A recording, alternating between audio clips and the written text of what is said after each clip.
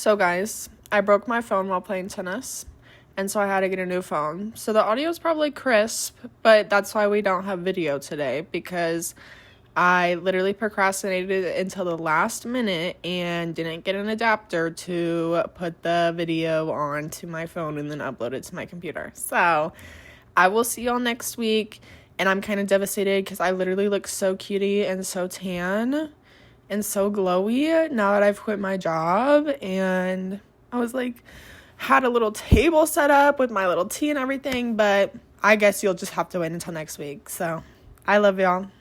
Oh, also, I forgot to mention, you can find me at Y'all Don't Care But I Care on Instagram, TikTok, YouTube, Spotify, and my email is y'alldon'tcarebutiCare@gmail.com. Okay, I love y'all. Okay, bye. It's kind of warm today, so we're not going to be underneath my blankie today, but my blankie is going to sit here for emotional support. But hello, my name's Carmen G. Welcome to Y'all Don't Care But I Care. This is my podcast where I talk about whatever the fuck I want. That's on my ADHD brain. But let's get into it today, shall we? We shall. I gotta log into my laptop here. Okay. Oh, setup. I have this little, plant holder. There's a teacup, dice ashtray, candle, and my weed. And wait, let's smoke together before we get into today's episode. Cheers.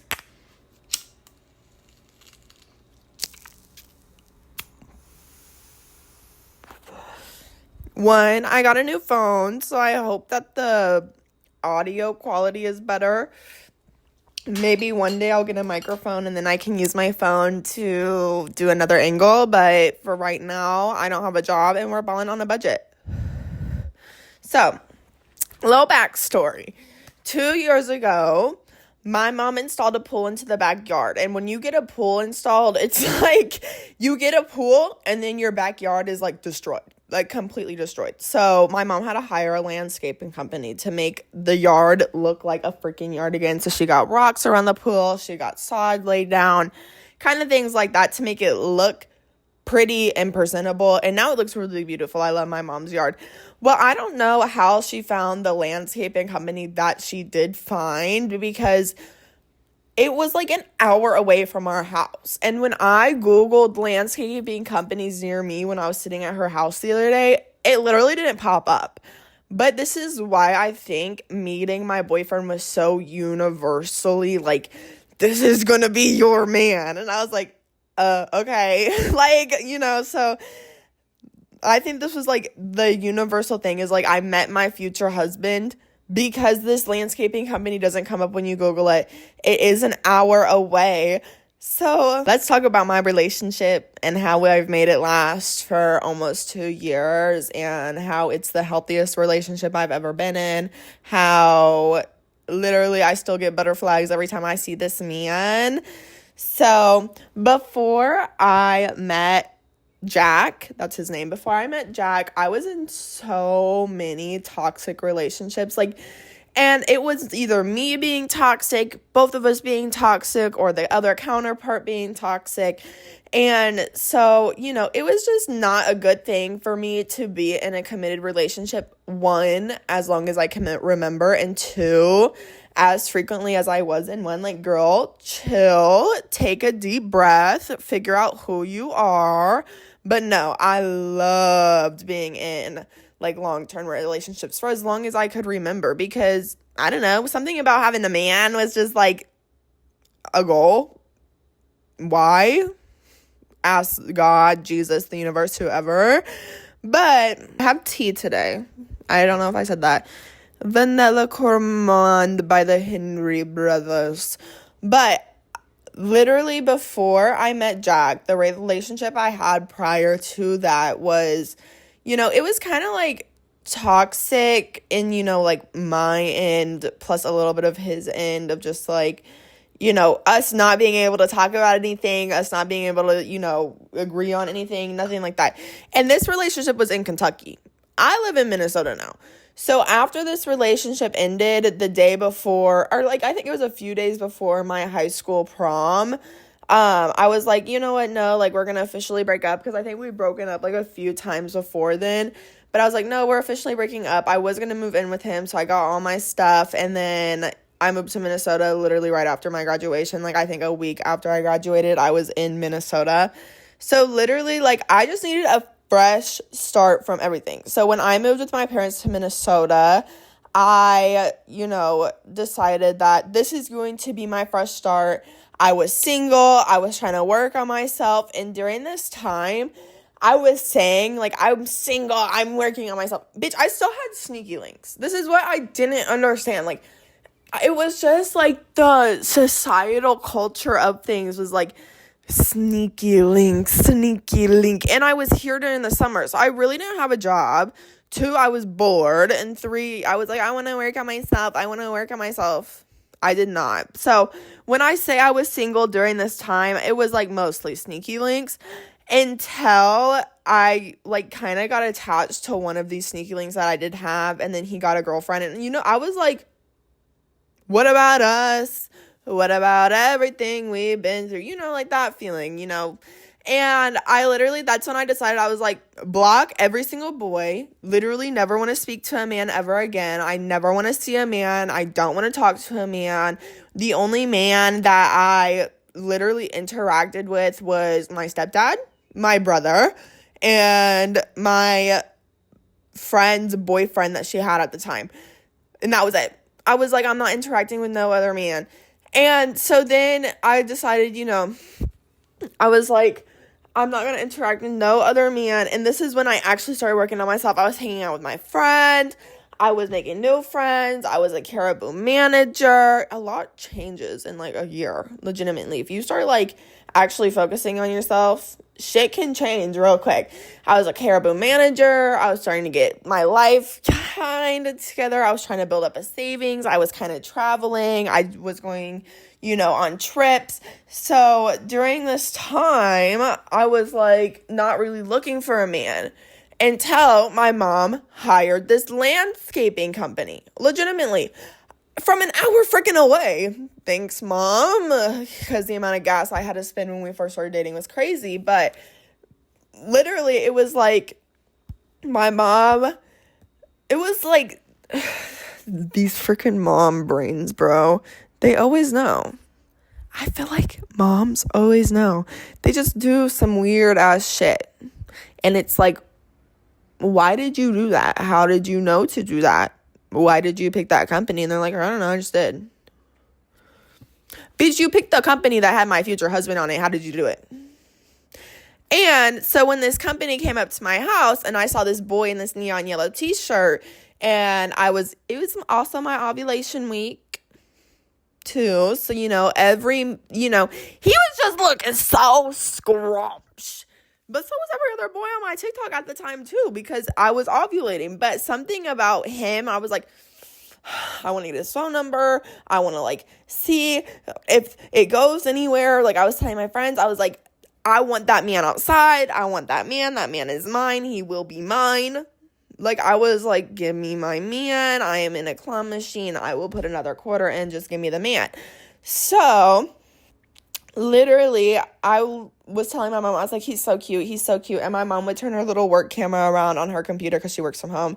And she would be like, this is the boy that Carmen likes. And I don't even know what her work people said because she always works with her headphones on. So I was just like, last day of them working there, I just got home from my friend's house. We had like a little slumby. And I was in like a pair of boxers and a shirt that says your girlfriend is a great kisser. And I think a bright pink pair of Converse. And half worn off fake tan. I'm shaking my head no, by the way.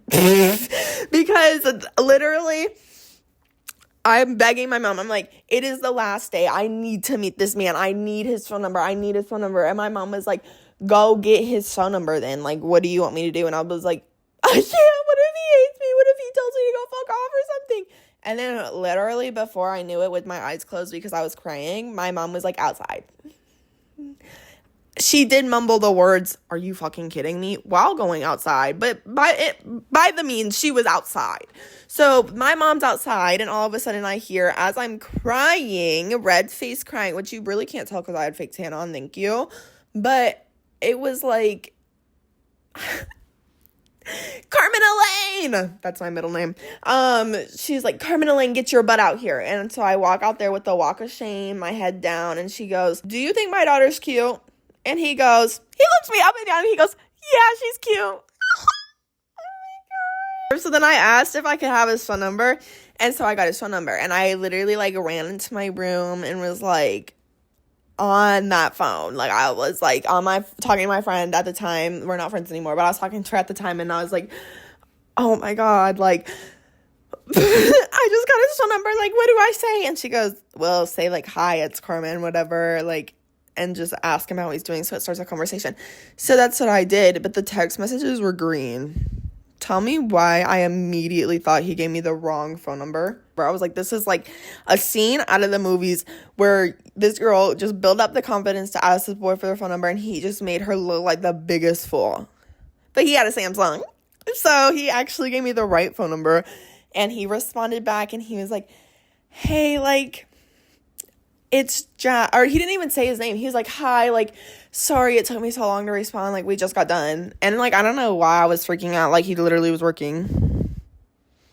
But so then that's kind of how we got started talking, was over the phone. I never met this man. We didn't even have an interaction. I literally was like, "He's cute. Mine. Thank you." And so we kind of started chit-chatting. We would just kind of ask simple little questions. We didn't even ask each other how old we were until like week 3. Like, legitimately, I swear to God. So then, of course, with all things like that, you have to have your first date. So our first date, he asked if I wanted to go to a Chinese buffet. As a woman who, I don't know what psychological torture and warfare we go through, but I am so scared to eat in front of a man on a first date. I don't care. Like, I needed it to look like I don't eat. I don't know if that's like, I don't know what that is, but that was just, my brain. So I literally, I was like, I cannot be caught dead eating in front of this man. Because 1, I was already anxious, and 2, I knew my IBS was going to flare up, and 3, I just cannot eat in front of a man on the first date. And so I literally was like, can we just go bowling or something? Like something first date friendly. And he was like, "Yeah, we can go bowling." And so we went bowling. We went to a really old, cutie little place in Minneapolis. And it was expensive. One thing that they don't tell you about bowling, it's so fucking expensive. Like, I don't understand it. So, as you could imagine, bowling was awkward. And you're probably like, why was it awkward? Because you can't really have a conversation if you're like alternating to throw the ball at the lanes. And I really didn't even think about this, but the main reason I needed to go bowling is because I didn't know his name. I thought he said his name was Jay, like Jay, or just the letter J. And turns out his name is Jack, Jack. So, that's why we had to go bowling. But bowling was really awkward. I don't think we would have been together if we didn't, do other things other than bowling. So what we did after bowling was he was like, "I have to go smoke a cigarette. Like, is that okay?" So I went outside with him to go smoke a cigarette because my parents have always smoked cigarettes. Like, my stepdad didn't even start vaping until, like, my little brother was born, like, 9 years ago. So, like, I was always around cigarettes. So I was just going to stand out there with him, and I did. And it is a good thing I did because that was the saving grace of our first date. 5 minutes of fresh air, 1, because sometimes you just need to go outside and breathe. And 2, we started people watching together. And this is what brought us together. I swear to God, this is what made the first date, like, start clicking. We started people watching and talking. I swear to God, just go do something where you can people watch and talk and be outside. Because 1, if you need to run, you can. And 2, you're outside, girl. Everybody can see what you're doing. You ain't doing nothing skanky. Be far enough away from your house. So then if he's like, do you want to go back to my place or do you want to go back to your place? You're like, sorry, can't, like, kind of far. So that's kind of what I did. But we literally started people watching, talking about the people watching. And then he was like, do you want to go on like a walk? Because we were in Minneapolis, so there's a lot of things to go look at. And I was like, yes. Bitch, we walked 4 miles. 4. I was in a pair of brand new high top Converse in mint green, to be exact. My feet were blistered bad, like bad. But I didn't care because the conversations that we had on this walk were over triumphant of the blisters that I had on my feet. So what did we kind of talk about on our date that kind of got the ball rolling, us getting to know each other? You know, one, where we started talking about where he got his name from. I don't really remember why we started talking about this, but he got it from his grandfather. And I was like, dope. Sick. And then he told me like kind of like the backstory and his lore of like his grandfather, which I then led me to like some of the things that I've been through with my grandfather, him being a pedophile, him being in jail, my Mimi still supporting it. And then we started talking about kind of like our belief system, because if you have like a strong belief system and that's kind of like what you run your life on, I'm not really like that. Like, I'm a spiritual girl. I love the angel numbers. I love crystals. I love tarot readings. I love aligning what I'm going to do with my day with my birth chart and how I'm going to get to my higher self and shit like that. And he was like, I don't really believe in very much. Okay. But he'll do tarot readings with me, and he'll sit down and he'll meditate with me, and he'll, you know, and I've been doing it a lot more, and I think it's making me look prettier too. So like, really sit down, meditate, really focus on yourself, because prettiness is going to come from within and then it's going to shine outwards. But that's, if you have a strong belief system, find somebody within that same belief system, because then you'll have a common. But we did talk about beliefs and then just observations that we were making throughout like what we were doing and whatever. Like, I would be like, oh, like I really like that building, or oh, I used to like, my favorite like meal from that place is whatever. Like, if you're walking past places that you like, places that you know, you could be like, oh, I really like that place. So like, go somewhere that you can like see and look and view and bring up other stories, because then that's going to make storytelling, you telling your story, you introducing yourself, a lot easier. Swear to God. But as I mentioned before, I was in a lot of odd relationships, toxic, me toxic, they toxic, all toxic. So the first date, I wasn't going to get attached. Like, I literally went into it with the mindset, with the spiritual, like, guard of, like, I am not going to get attached to this man no matter what I do. Like, I have to give it some time. I have to give it some space to breathe. And after our first date, he did have to go do annual training. So he was going to be gone without his phone for 2 weeks. So that kind of made the not getting attached part of it very easy. And that's kind of what I remember, was just like, our date was really good. Our date was really fun. But I just remember me being like kind of relieved that, you know, I wasn't going to have to be forced to talk to him, because I needed some time to process what he said. He probably needed time to process who I was and what I said, and, you know, things like that. So I wasn't really forced to talk to him, which I really kind of enjoyed. So the turning point, when I did start realizing that he was starting to get attached to me and I still wasn't letting myself get fully attached, because after annual training, he came back. I went to Florida. He came over. He went to drill. I was leaving for Florida literally like an hour after he got off drill. He sped, got to my house, packed up my car, and told me that he didn't mind as long as he got to see me. What the helly?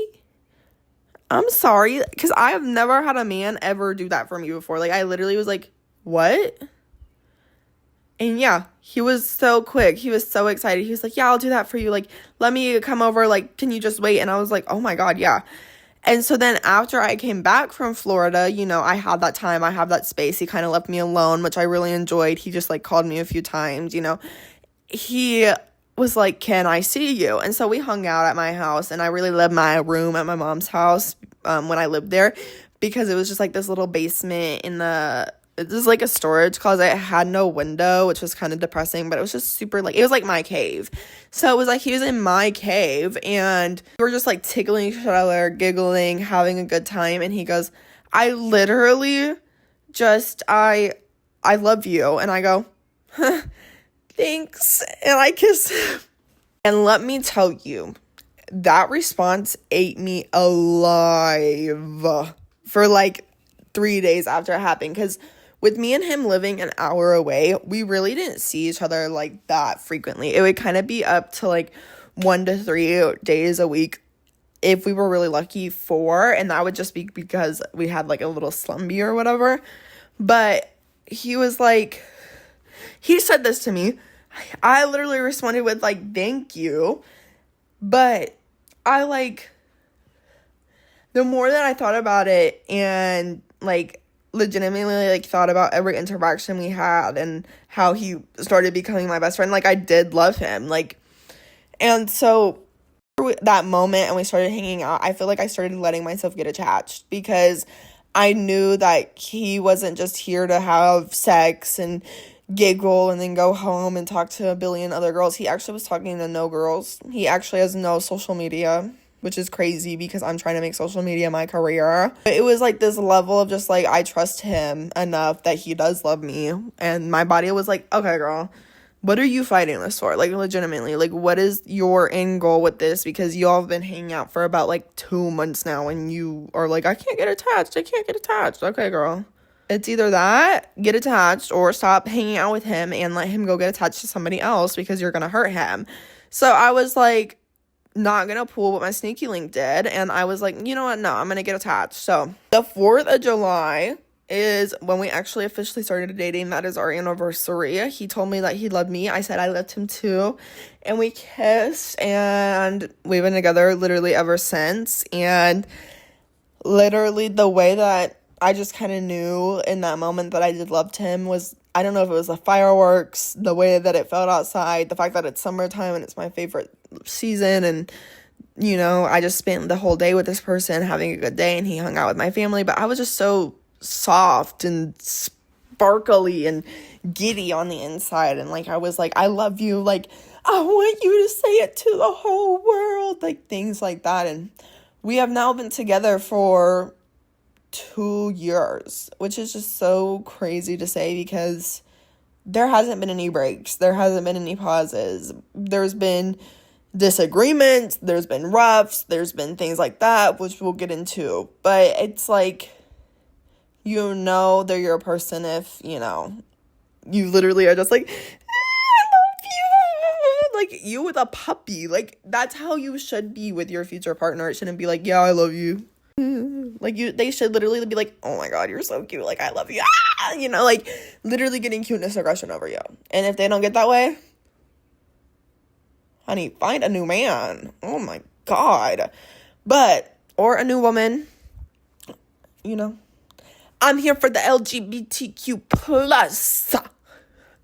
Thank you. And if you're not, please click off, please unsubscribe, please do whatever you need to do, just get away from me. Okay, but when you are in a long-term committed relationship, this shit ain't all sunshine and rainbows. You are in the honeymoon phase forever, unfortunately. Because I would say our honeymoon phase was literally all the way up until we moved out with each other. And that is simply because you only see each other on your terms, right? If you need alone time, you can tell them. If you need to be left alone, you can tell them. And you're in your own space. But when you live together, and we live in a 1-bedroom, 1-bathroom apartment, there is no alone time. I lock myself in the bathroom sometimes because I'm just like, oh my god. But that's because we're human beings. We should not, like, yes, we need our social interaction. Yes, we need to be around people, but when we need that alone time, oh ho, we need that alone time. So moving out with each other, I would say, was the hardest part. Because one, I was surrounded by a lot of siblings. So I was allowed to go bug whoever I wanted, whenever I wanted. So that kind of led me to a lot of like loneliness because I felt like I literally only had this one person. Newsflash, when you move out, you can still go to your parents' house like it's your house. Just so you know. Unless they kicked you out. Then maybe that wouldn't work so well. But For me, I can still go to my mom's house whenever I want. She does not care. I'll show up. She'll be like, hey. I'm like, hey, I'm gonna rob your pantry and go lay by your pool. And she's like, okay, bye. And I'm like, bye. So it's like, don't isolate yourself away from your family because you moved out with, that other person. You can still go over to your house like it is your house. But I felt super alone because I didn't realize that at the time. I felt like I was the only one doing shit. I was the only one cleaning shit. I felt like the house just wasn't giving what I wanted it to. I just kind of felt so like mad at him, very resentful, like I would say. And we moved together in September of 24, and I feel like that honeymoon phase just quickly went bye, which was fine. But we finally are back in our honeymoon phase, and it is May, and I think we finally got it back in April. And I think that's because you have to go through an adjustment phase when you move out with your significant other. And I wish somebody would tell me this or be more open about their relationship, because I wish that I knew like that there was kind of like a phase to it. So I'll kind of tell you what my phase was. You can agree to disagree. You can agree to agree, whatever you want to do. It's your opinion, your life. I don't control it. So first phase was trying to figure out what kind of liver you are. He, I would say, was kind of more of like a messy liver because his mom is a stay-at-home and would kind of tidy up and clean up his area for him. And so when we moved out, it was kind of like, oh shit, I kind of have to do this. For me, I can be a very messy liver. It depends on if I'm like busy working, not in the mood to clean. But if I'm home all the time, I will literally clean this house top to bottom. I do not care. Like sometimes I literally have to just tell myself when I have free time, you're cleaning one room and you're moving on to whatever else you have to do, or I will sit here and I will clean this whole house. So you have to figure out what kind of liver you are, what kind of liver your partner is. And then phase two is see if you like agree or disagree with it on both ends. See if he agrees with the way you live or she agrees with the way you live or vice versa. And he was like, oh, I don't care how you live, because he's a messy liver. And then he enjoyed the fact that I would clean up if I was home. But I didn't agree with the way that he lived, because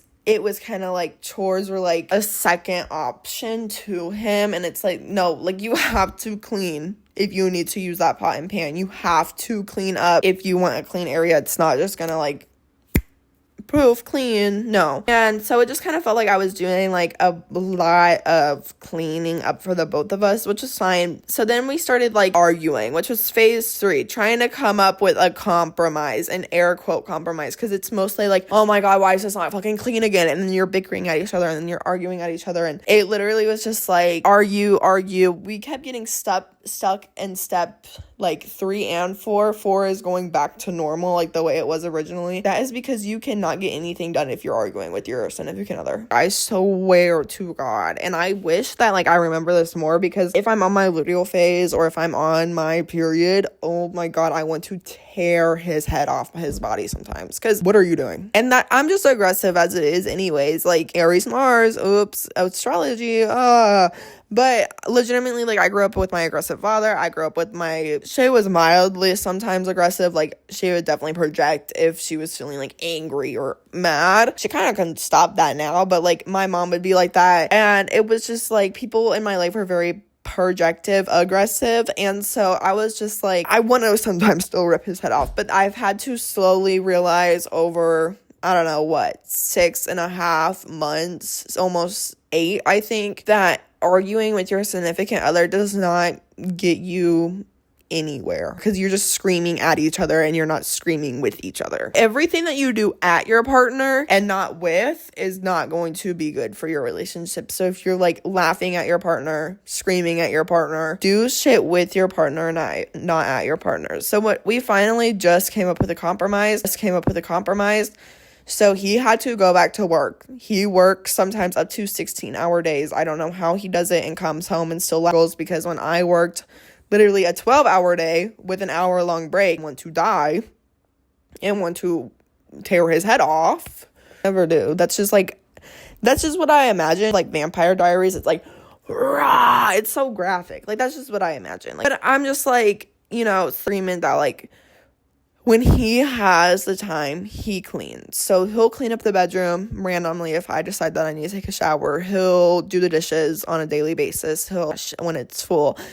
So right now, I do most of the cleaning, but I stay at home. Like, I literally just go to school Monday, and now I stay at home.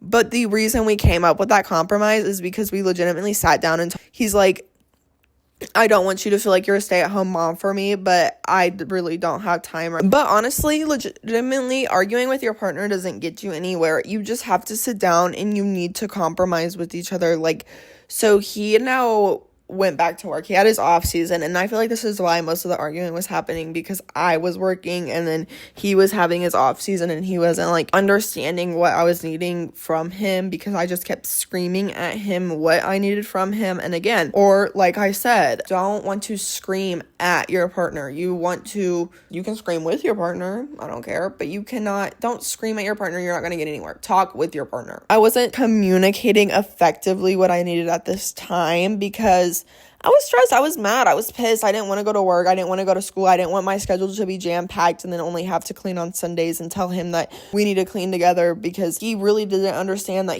what he needed to do, because he didn't really do it before we moved out. It's like we actually had to sit down and talk about it, and now I am the main person that cleans the house, and I agreed to this because we sat down and we talked about it, and he was like, I have to work 14-hour long days. Can you, just like help with the house? I'll do my part. He does. Literally the other day I took a shower. The room was completely spotless. Bed was made. My heating pad was on. My stuffed animal was on the bed.